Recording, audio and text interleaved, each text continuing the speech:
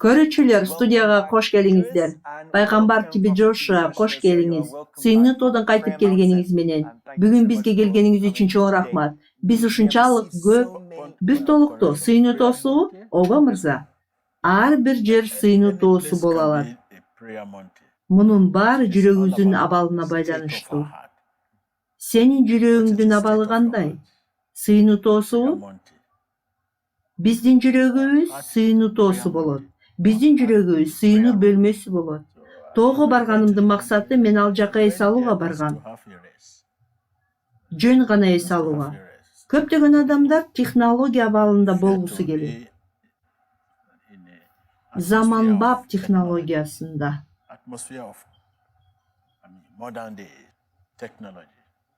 Бирок мен жаратылыш абалында болууну каалайм. Жөн гана жаратылышта эмес, коркунучтуу жаратылышта. Атүгүлү өтө коркунучтуу жаратылышта. Мунун баары эс алуу үчүн гана. Менин эсимде, мурда сен сыйынуу тоосуна Сизолага саякатка баргансың. Ооба мырза. Көрүүчүлөр, рахмат силерге. Чоң рахмат мырза. Ошентип дүйнө жүзү боюнча биздин көрүүчүлөрдүн көптөгөн суроолорду электрондук каттарда алдык. Алардын баардыгы бул жерде. Көпчүлүк суроолор бир темага байланыштуу экендигин билдик. Мен сизге бир тууганымдын берген суроосун окуп берейин.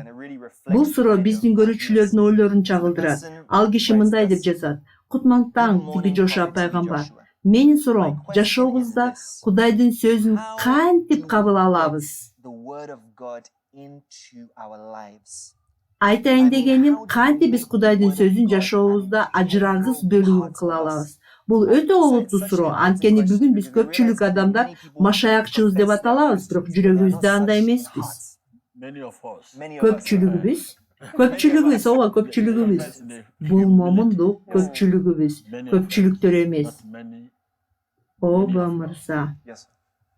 Эгерде сен алардын бири болбосоң дагы, адамдарга кайрылып сүйлөгөндө сен өзүңдү алардын катарына кошуп айтышың керек. Уланта бер. Ооба мырза. Көпчүлүгүбүз биз машаякчыбыз дейбиз, бирок чындыгында жүрөгүбүздө андай эмеспиз. Биз буга далилдерди көрөбүз. Демек сен кимдин ким экендигин Кудайдын сотуна тапшырдың. Эгерде сен жүрөгүңдө ушундай болбосо, сени Кудай айтканыңан алып салат. Макулбу? Уланта бер. Ооба мырза, ошентип мен ишенем, бир туугандарыбыздын бизге ушундай суроо берип жатат. Анда биз Кудайдын сөзүн окуя катары окуйбуз, бирок чынында тирүү сөздү биздин жашообузда иштей жатканын көрбөйбүз. Ооба мырза, ошондуктан ар бирибиз жашообузду карап көрсөк, чындыгында көптөрүбүз Кудайдын сөзүн ишке ашырыш үчүн аракеттенип жетпей жатабыз. Биз китепте окуганга үйрөндүк, бирок ал жашообузда иштебейт. Мисалы айтып көрсөк, жарык болсун дешет, бирок ал жарык кайда? Биз айтабыз айыгып кет, бирок айыгууну көрбөйбүз. Биз айтабыз боштондукка чык, бирок бошонууну көрбөйбүз. Эмне үчүн мага бул суроону берип жатасыз? Сен бир нерсени айткың келеби? Ооба мырза, бүгүн биз өзүбүздү көргөн жактайда пайгамбарчылыкты талап кылат. Накыл сөздө айтылган, Кудай аяны жок жерде адамдар өлөт деп айтылат. Бирок муну эч ким көрбөй жатат. Эгерде сиз айткан 2020-жылга пайгамбарчылык болбосо, сиз айткан. Кечиресиз, Кудай айткан сизди колдонуп. Ооба, сен менин оңдогонумду кабыл алдың. Кудай айтты. Ооба мырза, эгер Кудай сиз аркылуу 2020-жыл жөнүндө пайгамбарчылык сөз айтпаса, оорулар ушул жылы пайда болот. Бул жыл момундук жылы айтылган. Чындыгында биз азыркы учурда 2020-жылы момундук жыл экенин көрүп жатабыз. Эмнеге? Сен бир нерсе айткың келеби? Ооба мырза, бул суроону биз багыттаган көрүшүнү колдойбуз. 90% суроолордун ушуну айтат. Адамдар өздөрүнөн сурап жатат, мен чындыгы машаякчымынбы? Эмне үчүн силер мага бул суроону берип жатасыңар? Сыйынуу тоосуна барып келгендигим үчүнбү? Ооба мырза, бул суроону берген көрүүчүнү биз колдойбуз. Эми кийинки жолу эмне кыларымды билем. Мен Нью-Йорктон келгенге аракет кылам. Ошондо силер мага башка суроолорду бересиңер деп ойлойм. Макул. Бул суроого биз кантип кайрылсак экен? Келгиле жөнөкөй бир аятты карап көрөлү. Тиметейге жазган каттын 2 Тиметейге 3:16. Ыйык жазуунун бардыгы Кудайдын рухунун жетеги менен жазылган жана үйрөтүү үчүн, ашкерелөө үчүн, оңдоо үчүн, адилеттүү болууга тарбиялоо үчүн пайдалуу. Ал аркылуу Кудайдын адамы жеткилең жана бардык жакшы ишке даяр болот.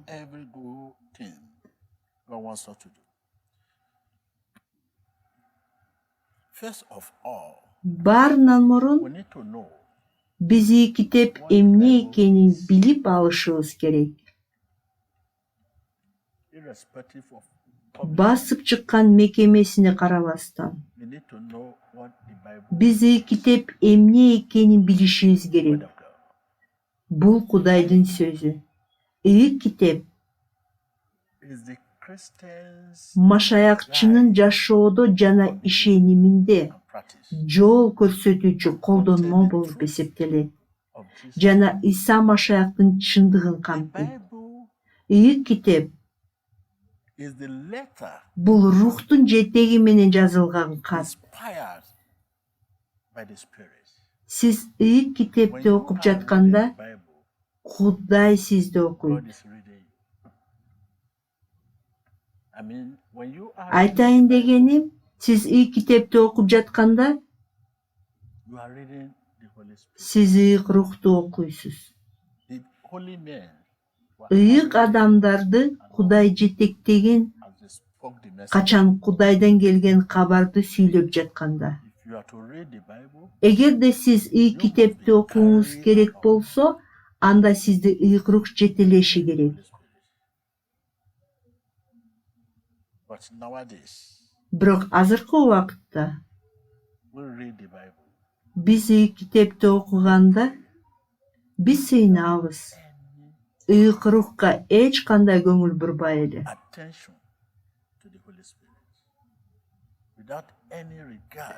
Рух менен мамиле түзбөй эле. Китепти окугандан мурда сиз рухтун көңүлүн өзүңүзгө бурушуңуз керек. Анткени китеп бул колдонуучу курал рухтун колунда.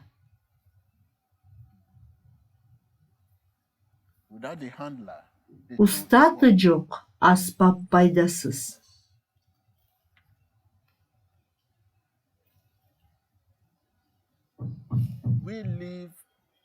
Биз жашап жаткан дүйнөдө эки тил бар. Мен дагы бир жолу кайталайм. Биз жашап жаткан дүйнөдө эки тил бар. Китептеги тил жана бүгүнкү тил. Китептин тили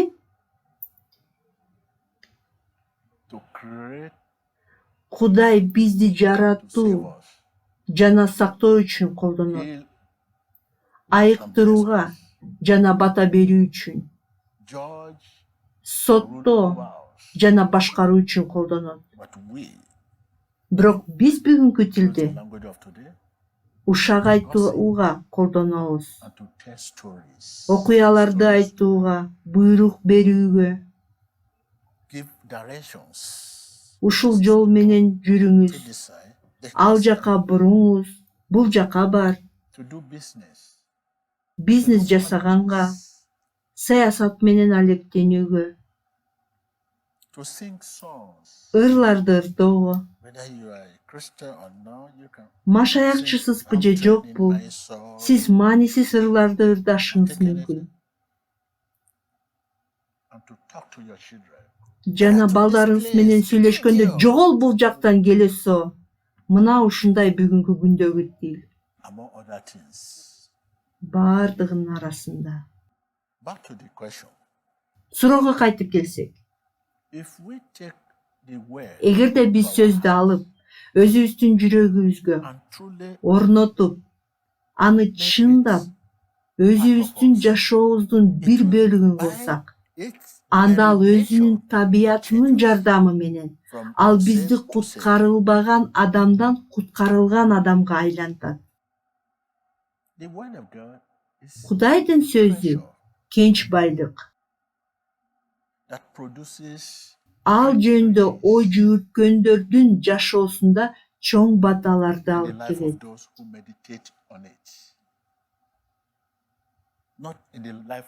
Ал эми жөн эле окугандарга алып келбейт. Биз күнү түнү окуп сыйынабыз.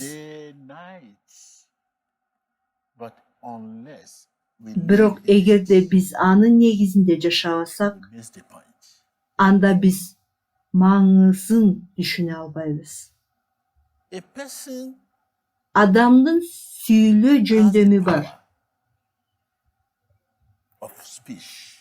1 Тимотей 4:1-де. Ошондой эле Элчилер китебинде 8:29-да аятта айтылган. Адамзатта сүйлөө жөндөмү бар. Бирок ыйык рух өзү каалагандай сүйлөйт. Адамда сүйлөө жөндөмү бар.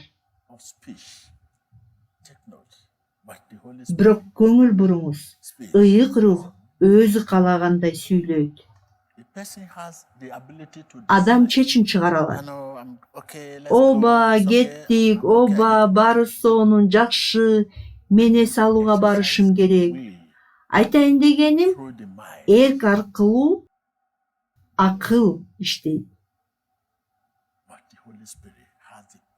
Бирок ыйык рух тандоо жөндөмүнө ээ. Элчилер китебинде 16:6-7 аятта жана Римдиктерге 8:27-де айтылган. Рухтун акыл эси бар.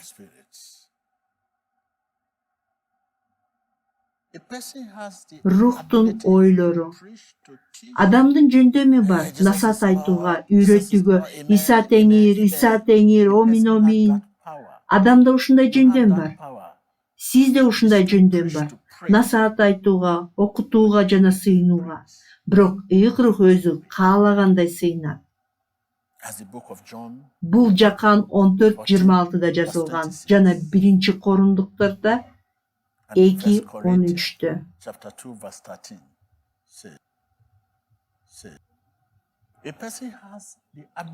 Адамда күбөлөндүрүүгө жөндөм бар. Иса теңир, омин. Иса теңир, менин айыктыруучум, менин куткаруучум, менин актоочум. Бул жөн гана санап чыгуу. Ал убакта Иса жөнүндө ойлогон деле жок.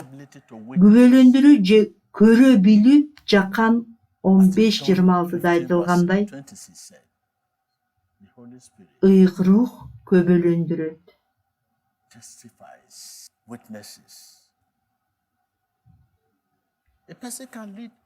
Адам башка адамды жетектей алат. Бирок негизи ыйык рух жетектейт. Ошол эле нерсе Элчилер китебинде 16:6-7-де ыйык рух жетектейт. Чоң рахмат мырза. Көрүүчүлөр сиз бөлүшкөн акыл насаатты уккандан абдан кубанычта деп ишенем. Ошондой эле мырза, улуу кудуреттүү Кудай сиздин акылмандыгыңызды дагы да арттырсын. Албетте, омин. Себеби биз көрүүчүлөргө кайрылганда силер да кубанычта экениңерди билем. Ооба мырза, рахмат. Бирок менде суроо бар. Көрүүчүлөргө жооп алууну каалайт деп ишенем. Эмне үчүн Кудайдын сөзү ал жөнүндө ой жүгүрткөндөрдүн жашоосунда гана иштейт? Айтайын дегеним, эмне үчүн ой жүгүртүүгө басым жасалат? Ой жүгүртүү бул бир гана Кудайдын сөзүнө көңүл бурууну билдирет. Кудайдын сөзүнө. Бир жол, жалгыз жол, беришке бир гана жол. Кудайдын сөзү ой жүгүртүү аркылуу гана биздин бир бөлүгүбүз болуп калат. Ой жүгүрткөн кезде биз өзүбүз менен билимдиктебиз. Окуганыбызда ар кандай ойлор эсибизде болушу мүмкүн. Мен эмне үчүн ой жүгүртүү колдонуучу курал экендигин түшүндүрүп жатам. Ой жүгүрткөн кезде адам өзү менен биримдикте боло алат. Окуп жаткан учурда адамдын оюнда көптөгөн алыскан ойлор бар.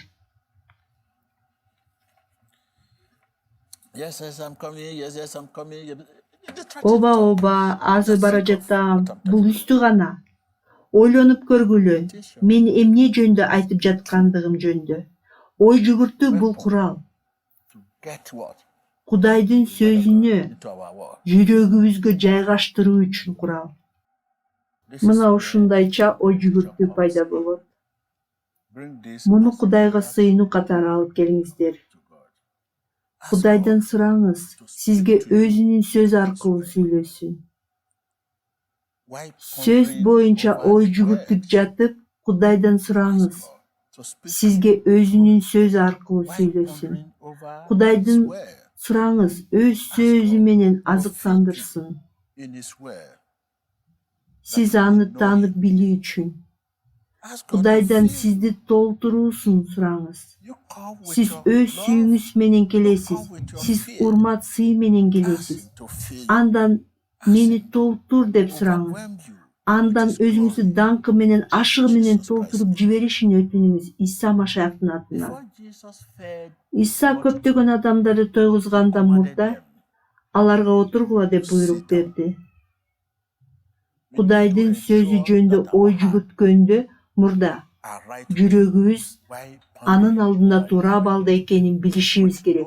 Башкача айтканда, оюнда мойнуга албаган күнөө жок. Китепти окуганыбызда Кудай бизди окуйт. Ой жүгүртүүнүн эң чоң натыйжасы бул Кудайдан коркуу жана Кудайды таанып билүү. Кудайдан коркуу акылмандыктын башталышы экендигин унутпаңыз. Ой жүгүртүү азгырыктарга каршы турууга күч бергенин унутпаңыз. Дөөт жашоодогу чоң тирешүүгө ээ болду.